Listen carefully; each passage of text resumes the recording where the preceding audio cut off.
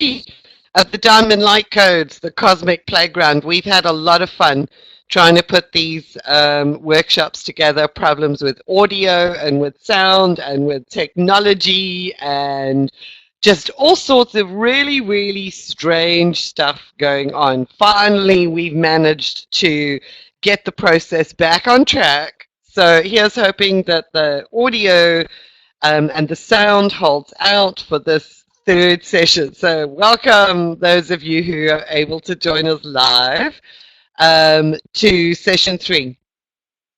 And I was actually looking at this upfront slide a bit earlier as it came up, and I thought, oh, how interesting.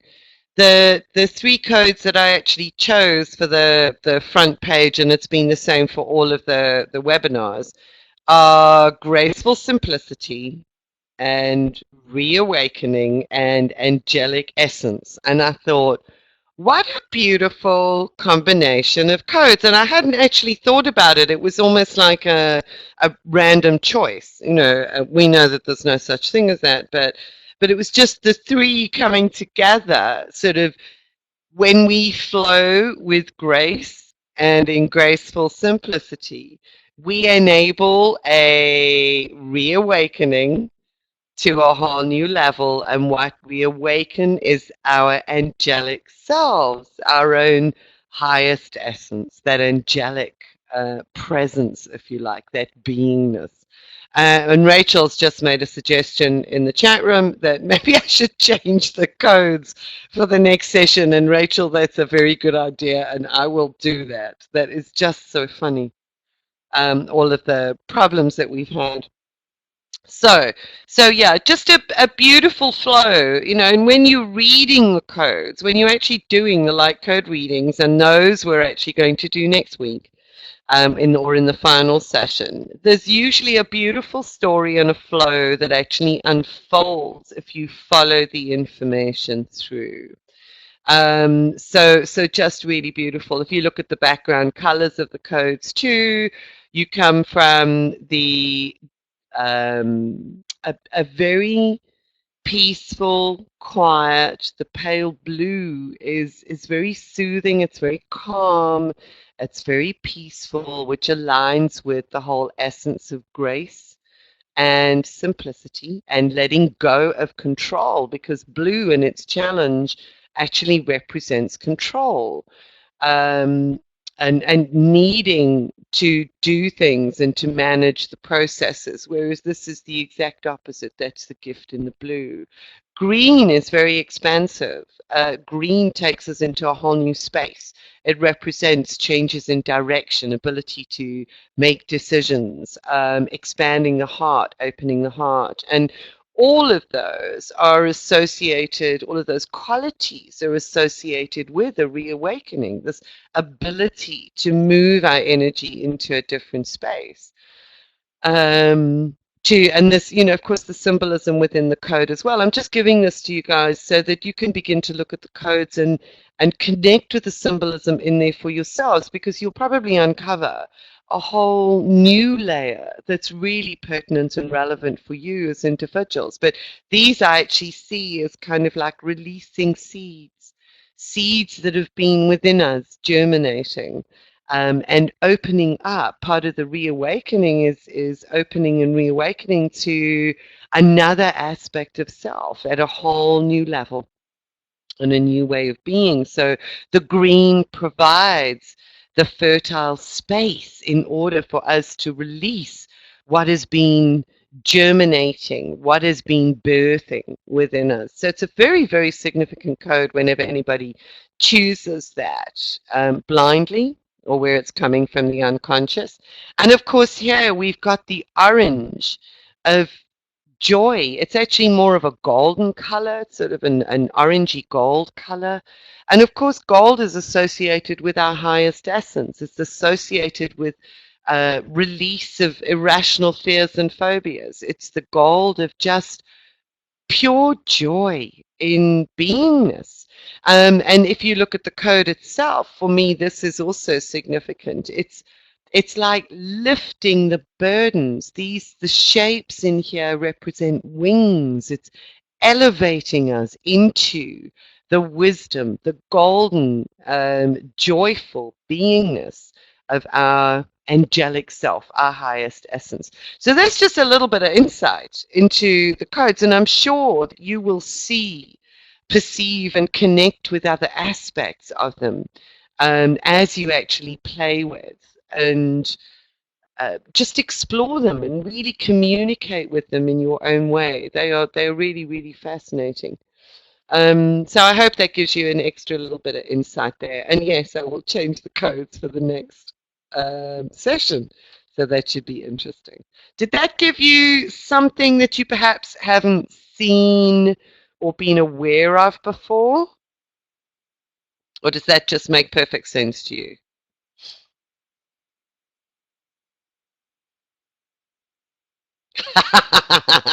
Yeah, yeah. Ellie says, "Was it your angelic essence coming through earlier?"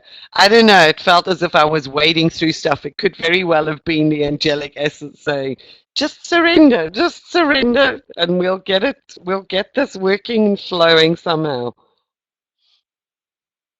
Okay, so let's just do a recap. Rachel says, I don't always think about the colors, just the image, so it's interesting to combine them. That's what's really fascinating, Rachel, and that is one of the things that was very clear for me in the beginning was the information that was given that the background color of the codes holds a frequency that sets the energetic alignment of the body in order to be able to receive and utilize and realize the code. So the colors are actually very significant.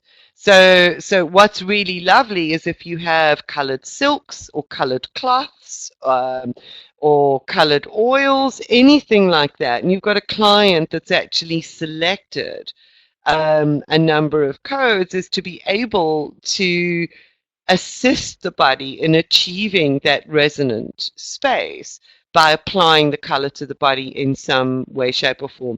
Even visualizing the color as an initial wash over the body actually supports the integration and the realization of those codes. So whichever way you do that is really fascinating to observe the experience of the codes in a different way.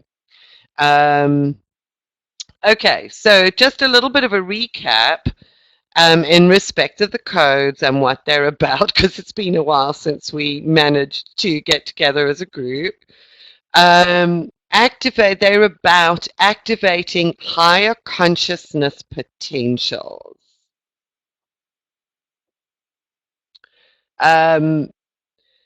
They arise from and they also activate and support the diamond light grid or matrix, which was mentioned in the beginning. So this is just a bit of a recap. They actually, it's a dual feedback system. The diamond light grid, when you activate it, supports the alignment of the DNA to open up the portals to the realms of the light codes. So the diamond light grid itself activates the codes, and when you actually work with the codes, they also support the alignment of the diamond light grid. So you do get this dual feedback process here. They open portals into Christ consciousness frequencies. They are part of the language of light and therefore provide information. And I think that's the beauty of them. And that's what many people who've worked with them have the experience of, is uncovering the layers of their own information that they can access through their connection with the Diamond Light codes. They are subjective and intuitive connections and interpretations, so it's very individual for each person. They may be perceived through sound and additional senses. You may smell them, you may actually hear them, you can certainly feel them, and you may have other visual manifestations as a consequence of actually connecting with them. They stimulate the divine fire, what is known as the Shakti or the Kundalini, and they adjust and provide for DNA reconfiguration as well as DNA activation. So let's not forget, they work multidimensionally at many, many different levels. in alignment with the whole diamond light grid. So that was a quick recap for you.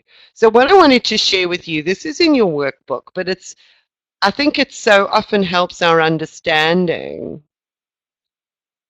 of the process, is some additional sacred geometric input for you.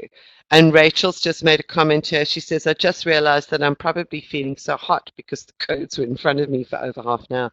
Yes, that actually is a very valid comment, which we well know.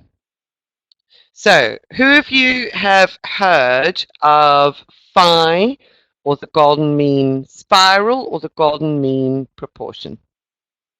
Any of you?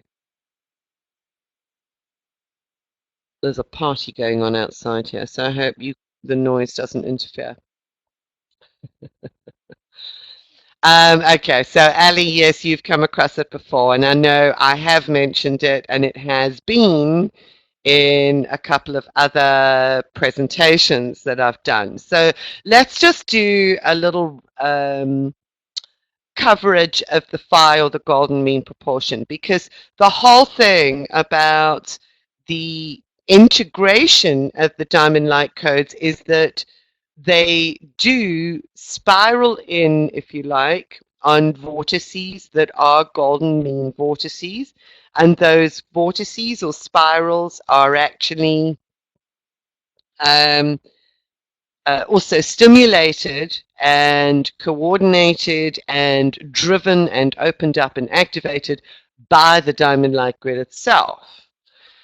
So Leslie also says here, I'm glad you said that about the heat, as I was thinking it could be menopause. The heat is crazy at times. Yes, yeah, it is, and that is a menopausal thing, but you'll actually find that there's a difference in the heat also between hot flashes and the heat of the spiritual awakening, the Kundalini, the Shakti.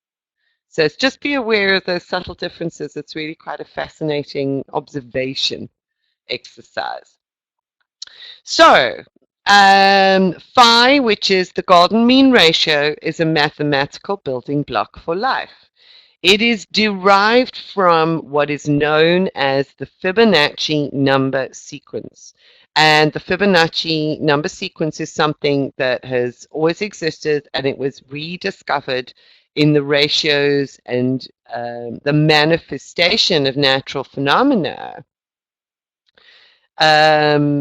that was rediscovered by, obviously, a guy whose name was Fibonacci. And you can see the sequence of numbers here. I just want to keep my eye on the chat room. Leslie said, have never experienced the heat before I started working with the codes.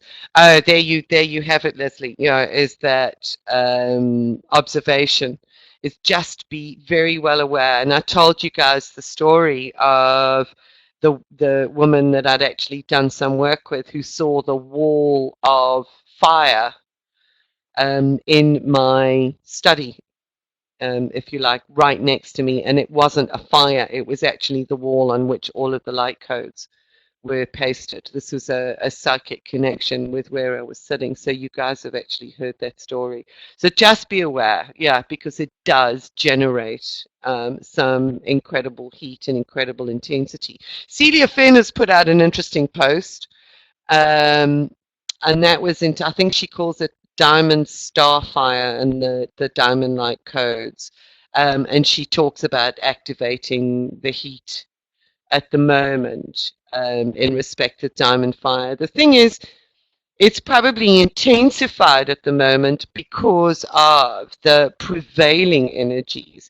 But when we work with the diamond and we work with the diamond light codes, we're able to access that diamond starfire irrespective of what is actually going on environmentally. So the environmental conditions really just amplify what we are already working with, because we already have access to it. So it is very interesting through these portals and through this time. Okay, so the Fibonacci number sequence goes 0, 0, 1, 1, 2, 3, 5, 8, 13, 21, 34, 55, blah, blah. And it's just really an interesting number sequence. But what happens is that when you divide any number in the Fibonacci sequence by the one before it. So 3 divided by 2, because obviously 1 divided by 1 is 1. So you're going to start off with the number, so 0 and then 1.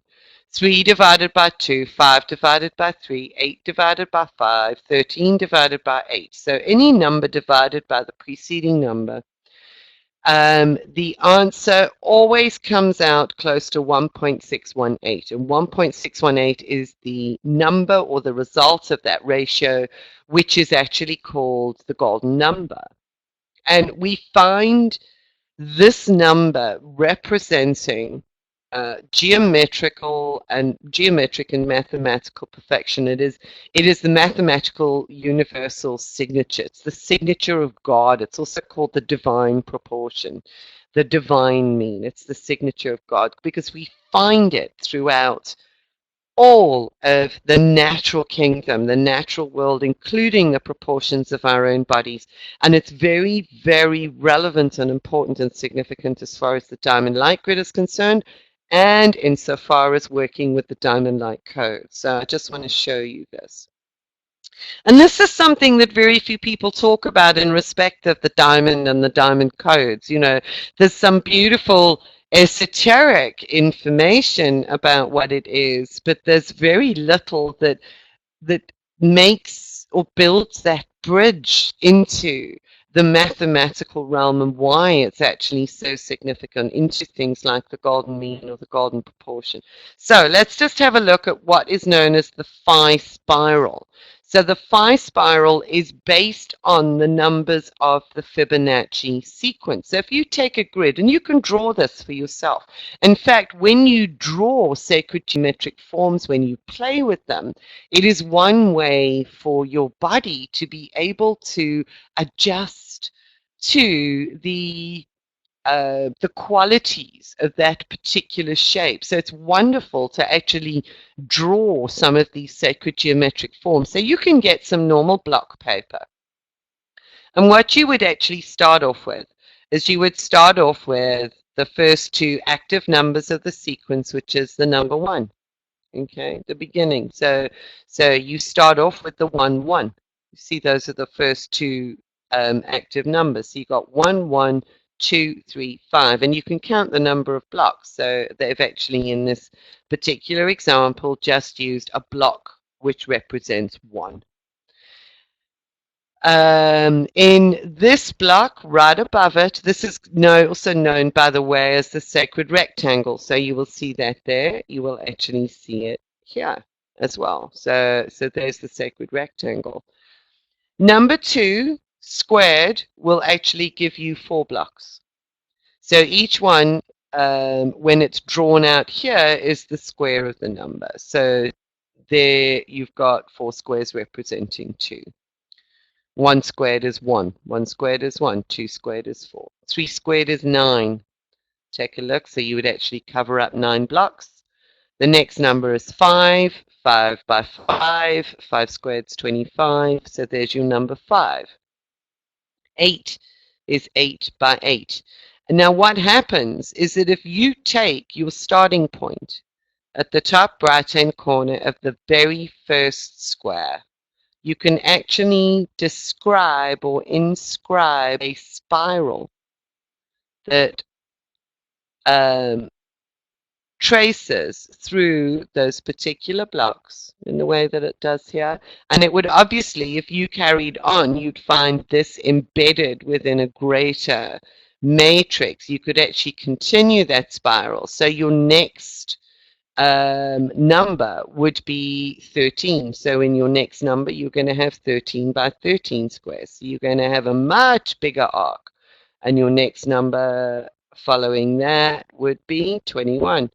And so on. So you would actually then continue, and you get an ever expanding spiral from the core. So it's not your normal, just a normal spiral, if you like. It is an expanding spiral in accordance with these particular mathematical ratios or numbers. And we can see this perfectly within the Nautilus shell. Okay, it's an expanding spiral, and you can look at actually how each of the segments of the spiral actually increases in size. Look at how they get bigger as that actually continues. So that's a perfect example of a Fibonacci golden mean spiral. So the spirals are actually significant based on the Fibonacci sequence. The Nautilus shell is one of the most beautiful and well recognized symbols of this golden mean spiral or phi spiral. But now where we also see the phi ratio, this 1.618 manifesting, is in the forms of the human body. So first of all, let's just have a look at this. This is a perfect example. Look at it. It's even got the grid overlaying it. You can see how the human ear is actually formed in accordance with that ratio. Isn't that just a beautiful manifestation? The other thing, just look at this. I don't have a picture of the embryo, but the ears in one of the processes that I work with called the Antonia bodywork process, the ears for us represent time in gestation. And we work with various points in order to release traumas from gestation. Now, what you see here is you actually see the shape of the embryo overlaying the ear. Yeah, it is. It's like an 8-week-old embryo. So it represents all of the stages of embryonic development in the ears. So you see the embryo developing in accordance with this ratio as well. And the vortexes or the spirals are very significant in respect of the development of the fetus and the movement of blood in our body, for instance. So there we have that. If you take the human finger, let's just have a look at the joints of the human finger. You've got, look at this. So you have this is an actual measurement. So the first joint represents 2 on this scale. So between that joint and the next joint, you actually have 3. That's the next number in the sequence. So if you take 3 divided by 2, you get the golden mean. If you take the distance between that and the next joint, you have 5 units. And between that and the next joint, so you have the whole finger, that's 8. So you can actually see the golden mean in all of these. So you have 8 divided by 5, that gives you the golden mean proportion. 5 divided by 3 will give you the golden mean. So you can actually measure, and it's just really fascinating to do some measurements of your own body, for instance. So you can see how close your own structure and fabric is to the golden mean ratios. There's so many manifestations of this particular ratio. It's just amazing. In the arm, you can actually see the units as well. You can measure between the elbow and the wrist, and then between the wrist and the tips of the fingers. And if you take the ratio of those 2 measurements, you'll actually find the golden mean. And the same way as well, if you take between the elbow and the shoulder joint, and you divide it by the distance between the elbow and the wrist, you'd also find the golden mean again. So it's just really amazing. Many ratios, also kind of like the distance from the top of the head to the nose and the nose to the ears, and there are many ways that we can actually look and examine the ratios. And there've been a lot of experiments done in respect of human faces, that the closer a human face comes to aligning with the golden mean ratio, the closer it is to that 1.618, the more aesthetically pleasing that face actually is. So people don't need to know what the ratio is. They just need to look at a series of faces and point out which one they find appealing, or sort of beautiful, or represents their idea of beauty. And always in those experiments, they'll find that it's the faces that actually have the closest golden mean proportions that are more attractive to people looking at them. So it does represent, in a very broad sense, that we're really talking about our own human concept of beauty, but we can look beyond that to understand this ratio as being a manifestation of divine beauty, of the divine creation, the beauty of creation itself. So you also find the phi ratio in nature in the way that crystals grow and crystals form. So you'll find that it is exponential, for instance. Um, so you'll find it in all types of crystals, natural and cultured. So they will always grow in accordance with that ratio. You find it in the hexagonal geometry of snowflakes, ratios of the sections and the proportions of snowflakes. Creatures exhibiting logarithmic spiral patterns. By the way, that's the golden mean spiral is also known as a logarithmic spiral. It's not what you might call just a normal spiral. It's a logarithmic spiral that expands as it actually goes on. So you find it in snails and various shellfish, like the Nautilus. Birds and flying insects exhibiting clear golden mean proportions in bodies and wings. And that is actually one of the ways in which animals are able to fly, is in the ratio and the proportion of their wing feathers, for instance. And here's another one, which is so interesting, the way in which lightning and rivers branch. You can actually take a pattern, and you can do this, maybe even from Google Earth, take a pattern of the branching of a river and start measuring the ratios of one aspect of the branch to where one of its subdivisions, and so on and so on. And you will find that golden mean ratio aligned throughout the whole branching of the river system. And exactly the same with lightning. If you look at lightning branches, it's also like tree branches. And a tree actually spans out that way. If it didn't span out that way, it would struggle to be able to receive and utilize the sunlight. So because the branches actually spread out logarithmically in accordance with the ratio, it is able to maximize and optimize its ability to transmute, to access, and then to utilize that sunlight to create food from it, and to sort of transform the atoms and molecules into food and nourishment. It's just amazing.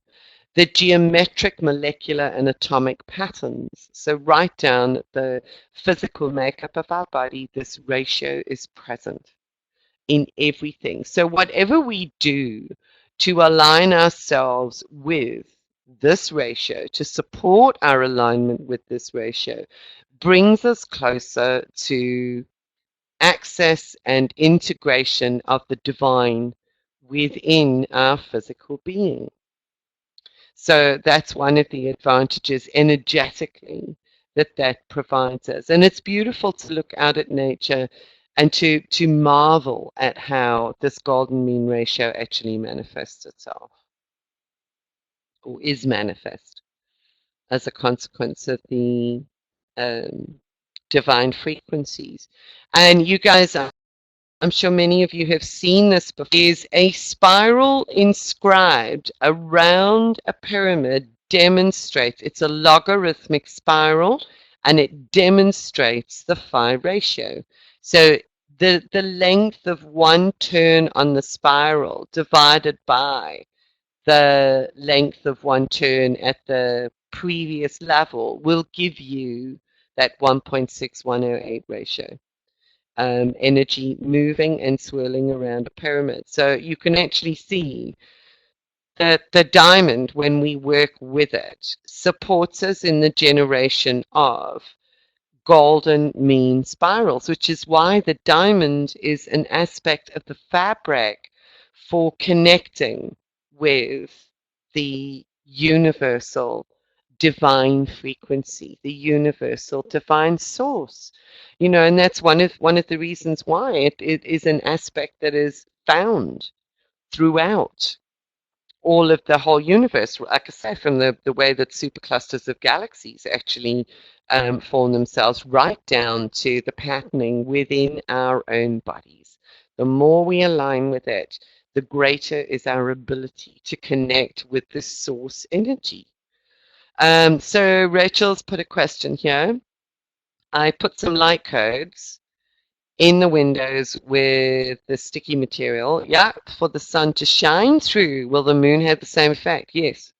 Yeah, all light coming through. Obviously, because the moon is reflected light, it would actually have a reduced effect as opposed to the full sunlight, but it will also have an effect on the light actually coming through the codes.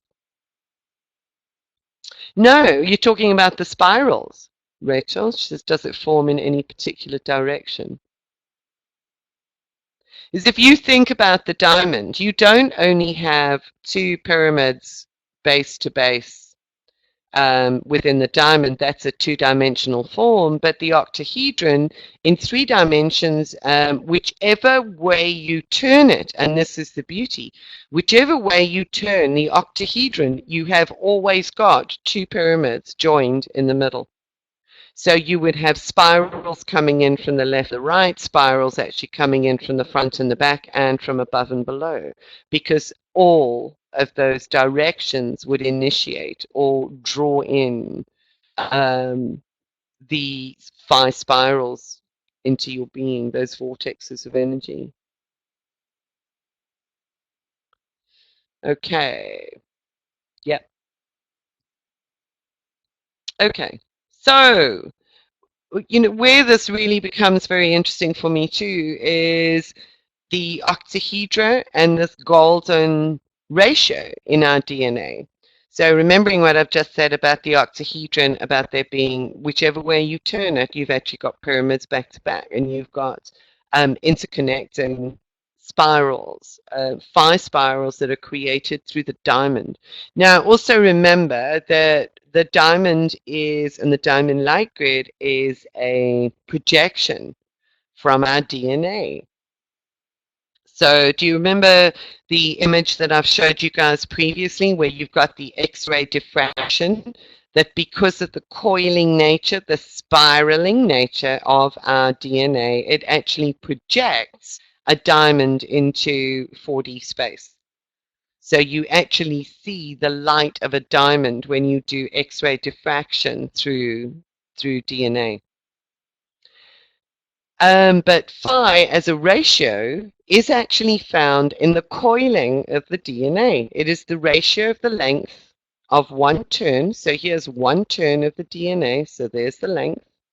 The ratio of the length to the width in one turn of DNA gives you the golden mean ratio. So the closer that our DNA oscillates to the golden mean ratio, the more perfect is the octahedron that is actually projected from it. Now here we also get this dual feedback system or process, if you like, in respect of our spiraling DNA. So we know that DNA projects diamonds. We can impact on the way that our DNA actually coils so that it coils in alignment with the golden mean ratio by working with our diamond light grid that sends the signals to our DNA to support it in oscillating in the perfect frequency around the golden mean.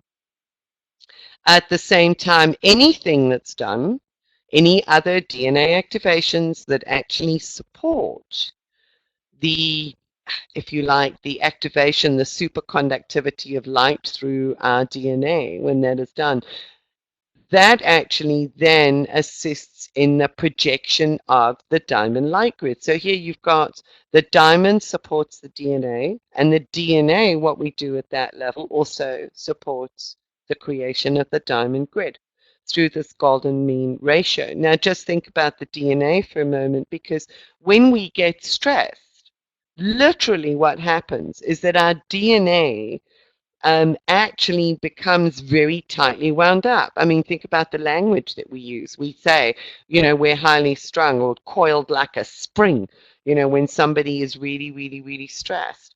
So that affects the coiling. And stress is related to fear or lack of love. When we are in the flow and when we are at peace, our DNA relaxes so that it can unwind easily and it can flow and move back into that beautiful golden mean oscillation rate.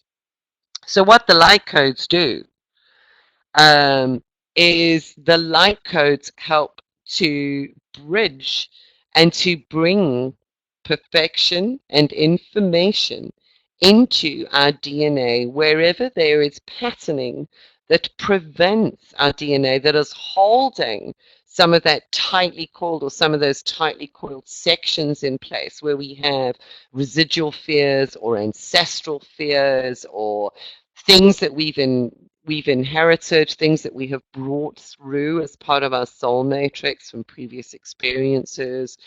All those fears actually impact on the coiling of our DNA. So the light codes themselves bring in the information to help to override some of those tightly coiled sections where patterns have been locked in, to release the DNA back into its ease of movement and its oscillation around the golden mean. Does that make sense to you guys?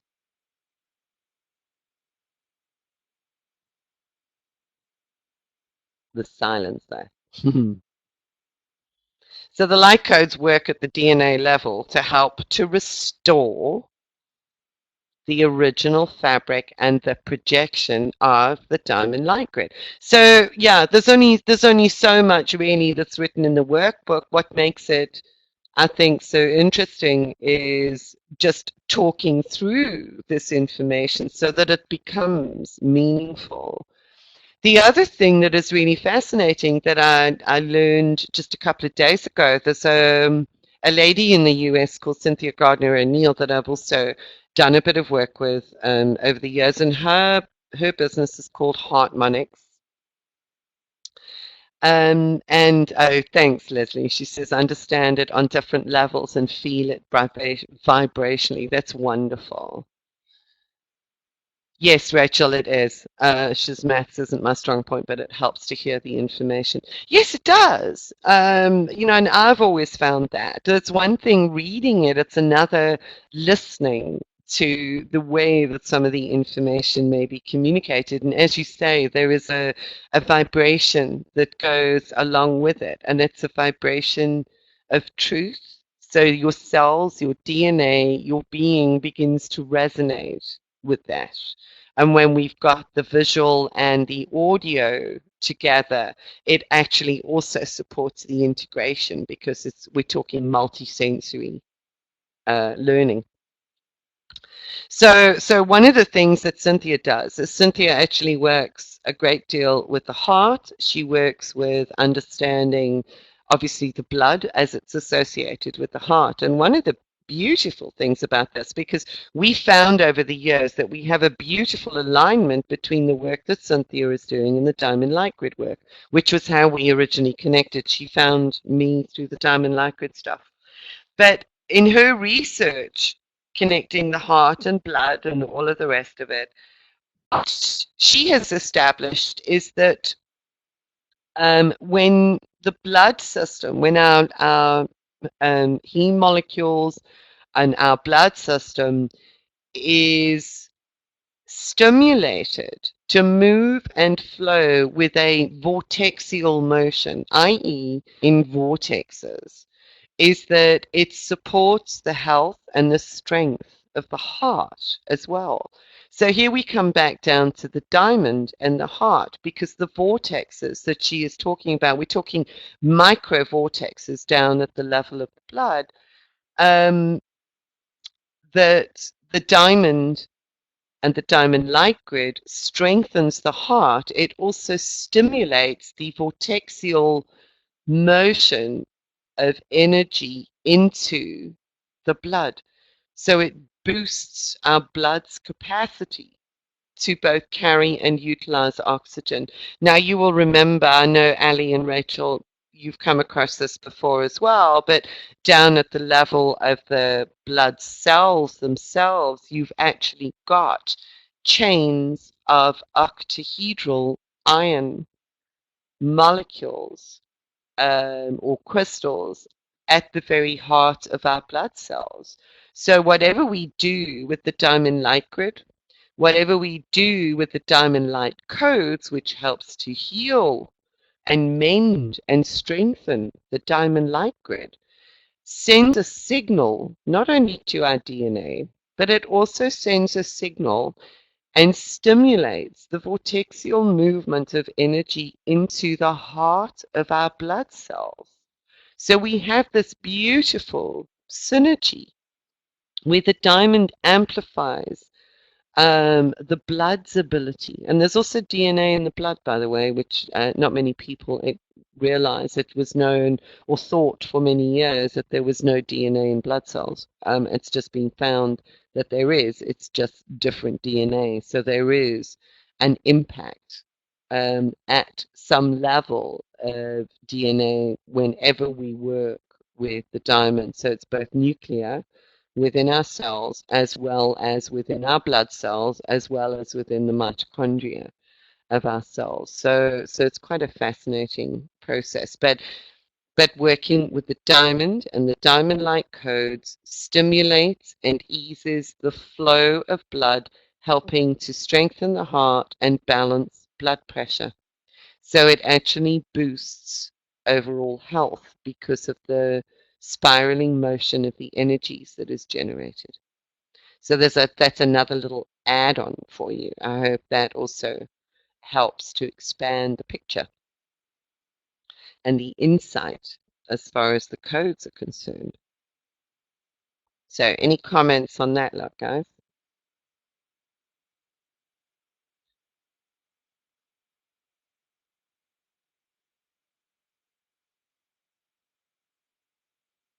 Yes, I love it, Leslie. Leslie just says it's amazing and it makes sense that everything is connected and derives from the same source. That is absolutely it. And I just find I think that's the beauty of the way that I've approached the work and working with the Diamond Light Grid is being guided to information and people that have added their insights into the picture. And that's why, it's like every time I turn around, I kind of go, there's the diamond.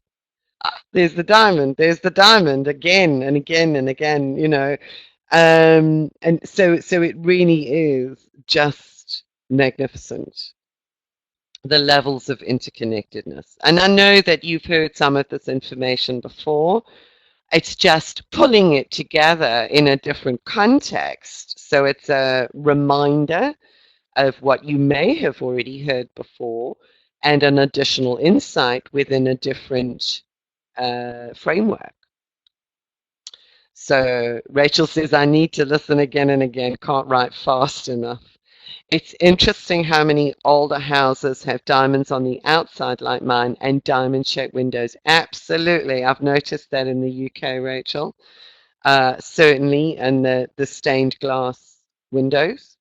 They do. It's almost as if that information is there. And the one thing that I love is that if you look at Indigenous artwork, if you look at the Aboriginals, if you look at the Sand people, certainly if you look at the African artwork on the kraals and on their houses, sort of the real Indigenous stuff, you find a lot of diamonds and diamond shapes and forms actually used in their artwork. So it's almost as if there's there is a realization of that imprint at a really deep level that is made manifest through a lot of the artwork as well. So the message is always there for us. Infinite. Yeah, it is. It's just beautiful. Yeah, subliminal reminders. subliminal reminders. And yeah, the beauty in that is just superb. So, so there we have that. So remember that your DNA actually in its natural resting form actually has or exhibits the golden mean ratio. When we are stressed or when we are severely ill, our DNA tightens up like a spring, or it actually relaxes when the telomeres are damaged. It can actually relax and loosen and unfold so that it becomes very difficult to replicate, and you sort of lose the connectivity in certain sections of the strand. So it's where you find a lot of illness. So holding that oscillation ratio through the golden mean and through the diamond helps to maintain the health of our DNA right down at the cellular level.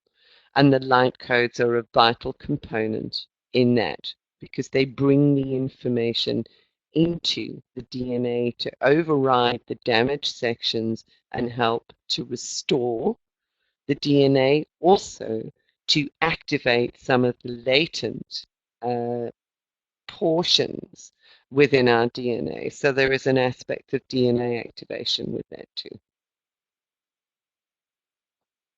Yes. Rachel, I think that's brilliant. Be very interesting to share with clients looking to understand what the diamond does. Do you know, in all the years I've been working with the diamond, I still find it very difficult to condense into just a few sentences, because that's the thing, is that the understanding of the diamond goes out almost like a logarithmic spiral. So it just gets bigger and bigger and bigger everywhere you turn. I know I kind of get very enthusiastic when I want to explain to people what the diamond is. Yes, yeah, yeah, absolutely.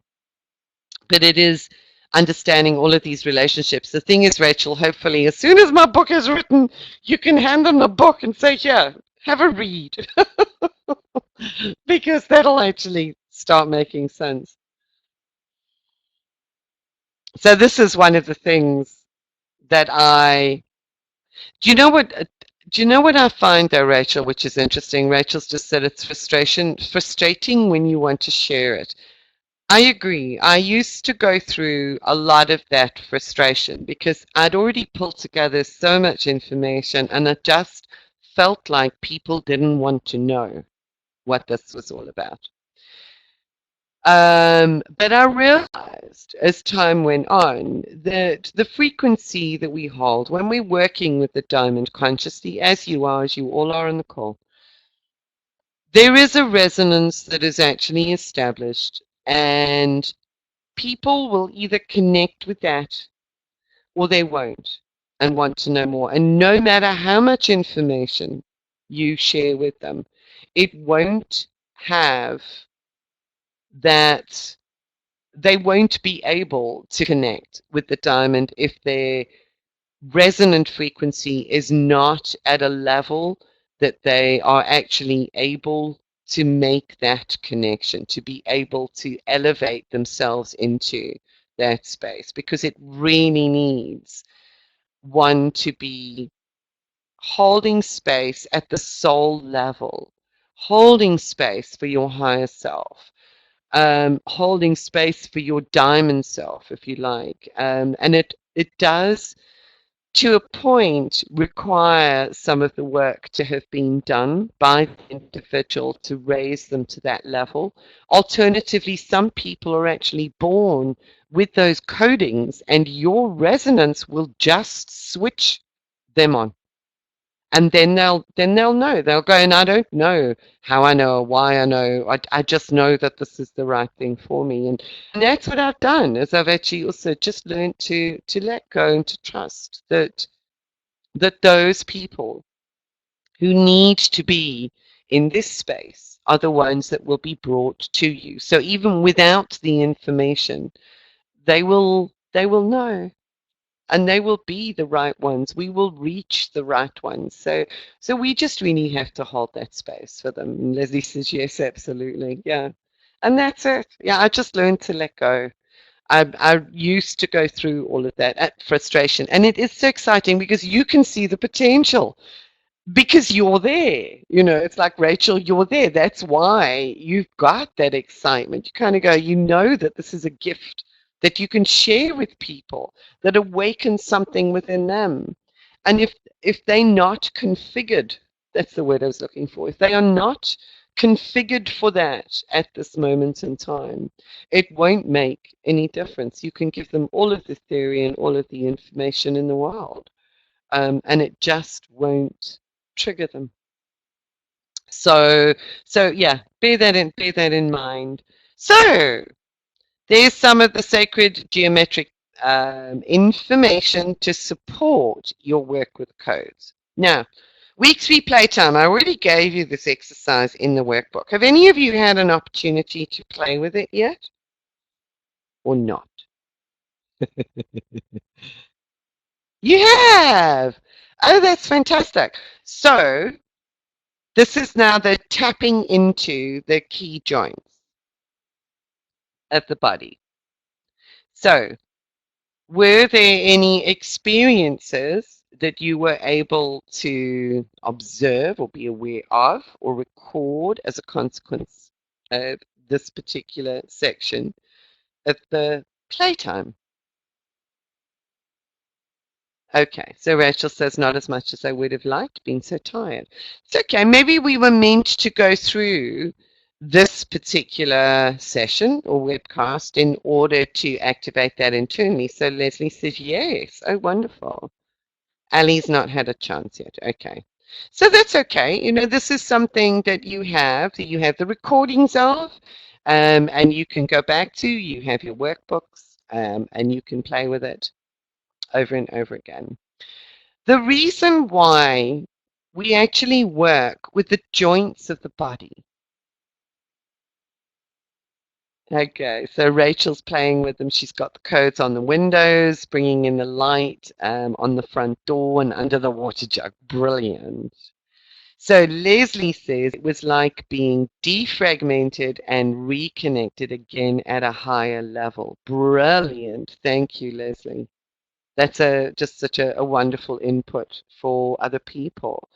Did the codes themselves defrag, or was it that you felt fragmented at the time that you did the exercise and the codes helped to defrag and reconnect? It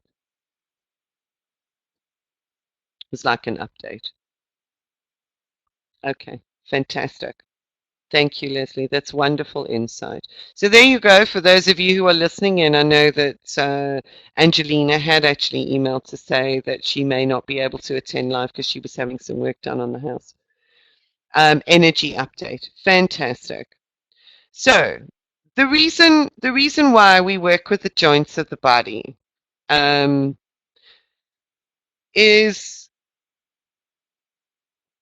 okay. So sorry, there's another question here. I'm just going to interrupt that. I had my codes next to me wherever I sit. Does the pack work even if they're not separated? Yes, absolutely it does, Rachel. Absolutely it does. You've still got that energy being broadcast through the pack, even if you, yeah, yeah. Okay, fantastic, Leslie. Use them just by thinking of them.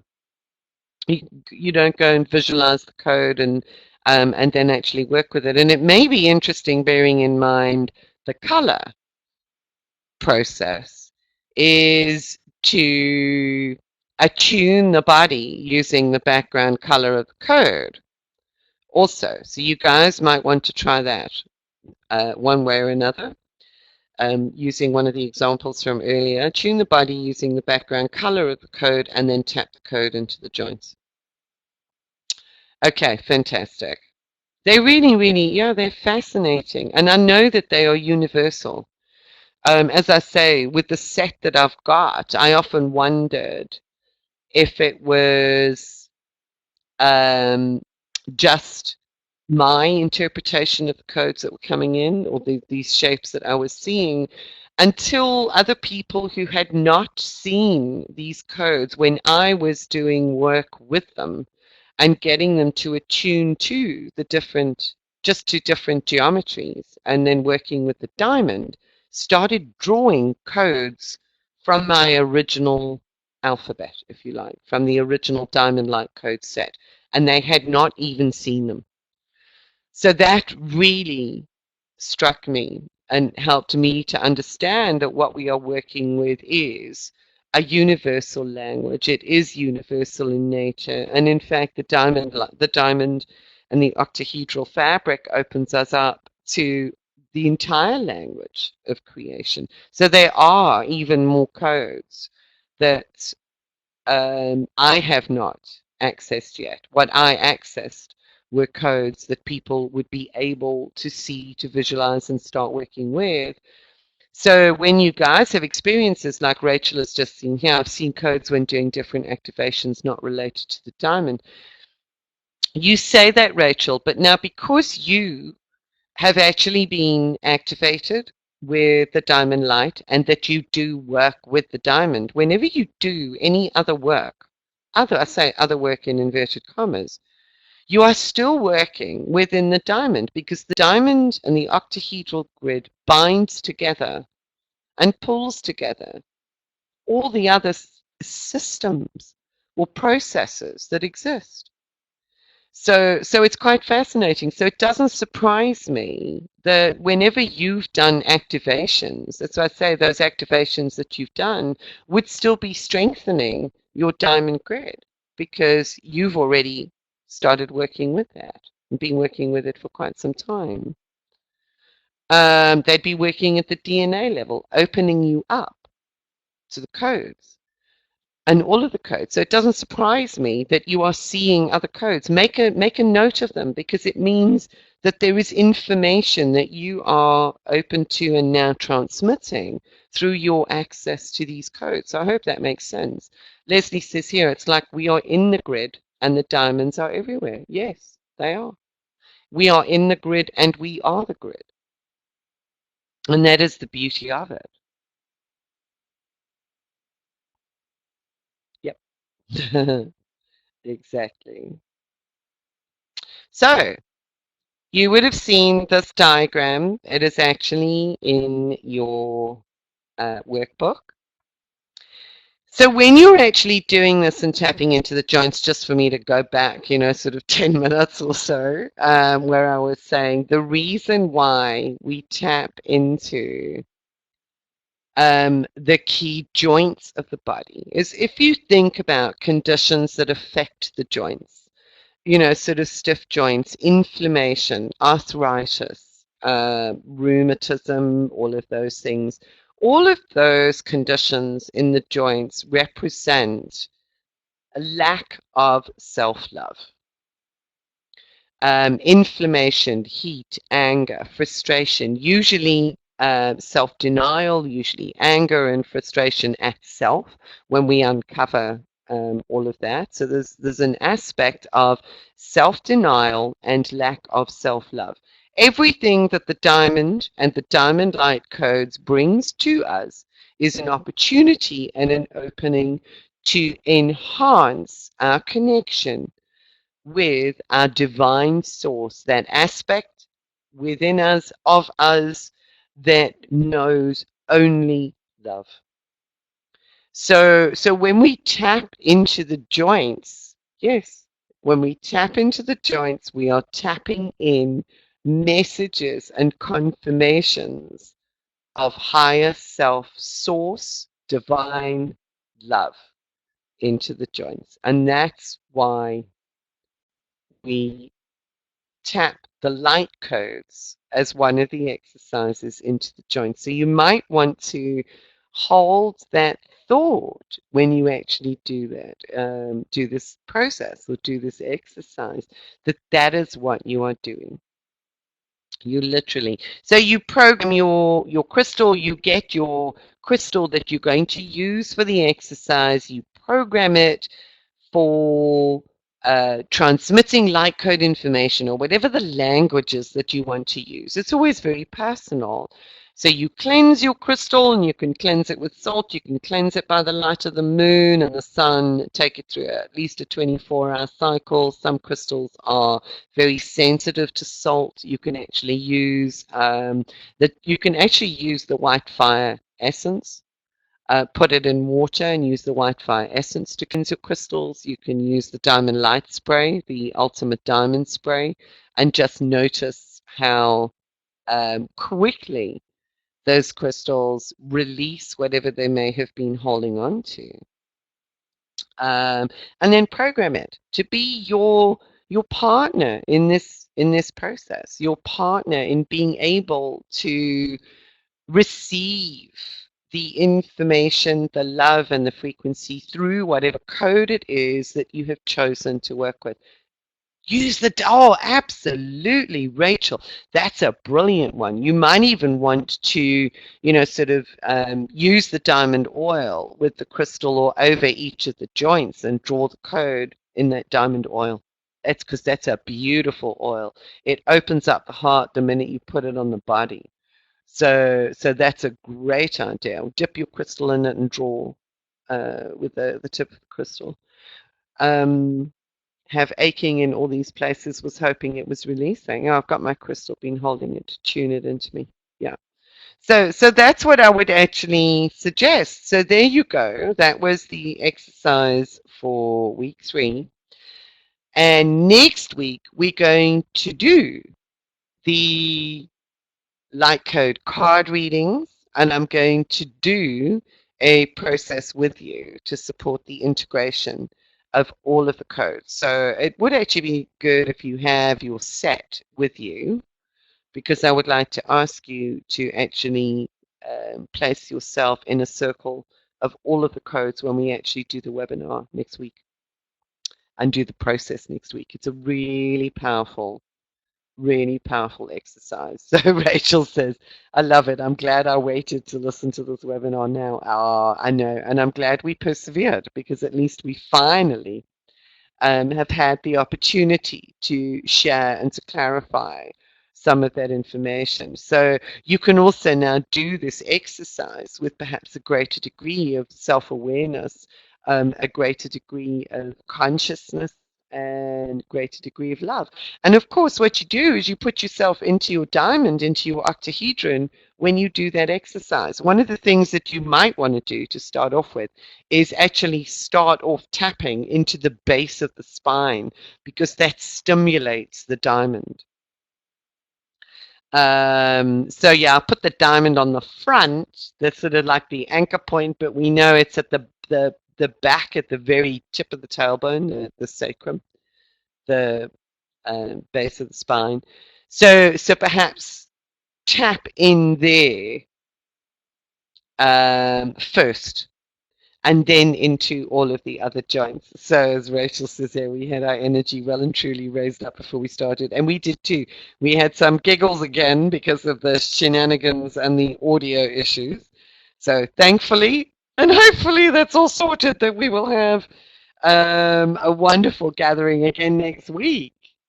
Ah, that's lovely, Leslie. She says, I don't want this course to end. I know. It's just, there's so many exciting things, and there is a vibration and a frequency that we share, a resonance that we all share when we come together as part of this group. Sorry, Rachel's just said at this rate it won't. And that's an allusion to all of the problems that we've had actually trying to do this work. Oh, well said, Rachel. Well said. Yeah, you're right. Who knows? I might decide to tag on something at the end. We'll see. But I really look forward to some of the integration exercises next week. And I'm going to also try and see on the slides if I can get a couple of codes, one overlaid with each other, as I would usually do on transparency. So I'm going to ask you guys to have a blindfold handy next week, because what I want to do is broadcast it through the screen, and I don't want you to actually see it. I want you to feel the energies through the exercise. So next week will be a lot more experiential as opposed to the theory and the information. So I want us to share in that energy for the final webinar. Yes, I think that's going to be good. Leslie says the world needs the diamond light codes. It absolutely does. Yes, it absolutely does. They're really, really powerful transmitters of information. They share their information wherever and whatever environment they're brought into. And what you can do, what you guys can do, you know that the jewel in the heart, the blue one, is actually free to share with anybody. So the rest of them I actually say they're copyright, which is why I ask people to purchase the small light code sets. But the jewel in the heart, that is the double diamond with the beautiful blue background, that one is free for you to copy, to hand out, to share wherever you want. And that code really, really triggers things for people. So what I would suggest you do, and you might like to, is yeah, there are more codes. There are, and as we've spoken before, Ali's just said, do you think that there are more codes to come? Yes, there are. There are, in fact, codes that were primarily given a number of years ago that because Heather, who was doing the transcribing, actually moved to a remote village in the Swiss Alps, she has not been able to continue the work on the codes. So I'm just actually holding on to a number of them until it's the right time for them to be birthed. Because the one thing that we experienced was that the activation of the code actually came about through the process that I undertook with Heather as the codes were actually brought into the world. So while I've got them scribbled in a book, they're not necessarily active yet. That birthing process activated them. So there are a number. Yeah, yeah, absolutely. So maybe it's time for me to find a good graphic designer here that can actually resonate with these energies and be able to transcribe the codes. I would say Ali's question here is it's interesting. Are they more aligned with the Series 2 codes? From my perspective, I actually feel that there is a series, that there are additional series of codes that are going to be birthed because of the change in frequencies that has actually happened, that these will be series 3. They're going to be birthed at a whole new level, and a series 4 and a series 5. So yes, there are still more codes to come. Definitely, definitely.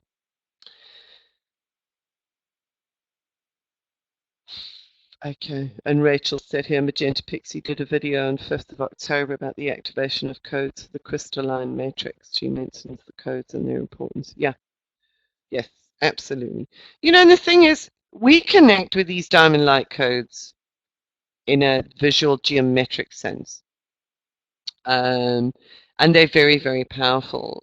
Others actually connect with code energy just vibrationally. So they don't necessarily see them as geometries. They're just able to perceive a package of frequency that is actually being downloaded. And that is, in essence, a diamond-like code or an activation code. So, and it could even be mathematical. Yeah.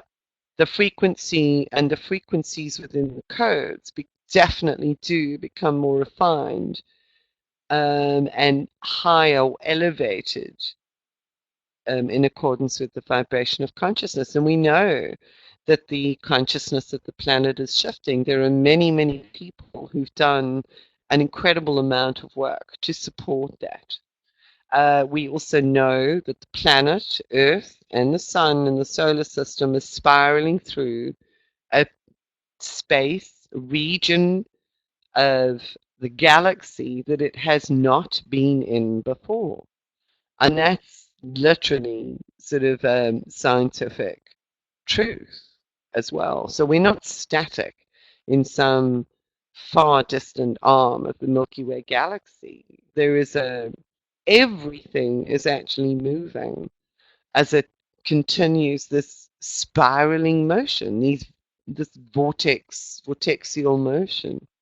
So again, we see the vortex in nature, in the actual movement of Earth and the solar system being dragged along behind the sun as it moves through various different spaces within the galaxy.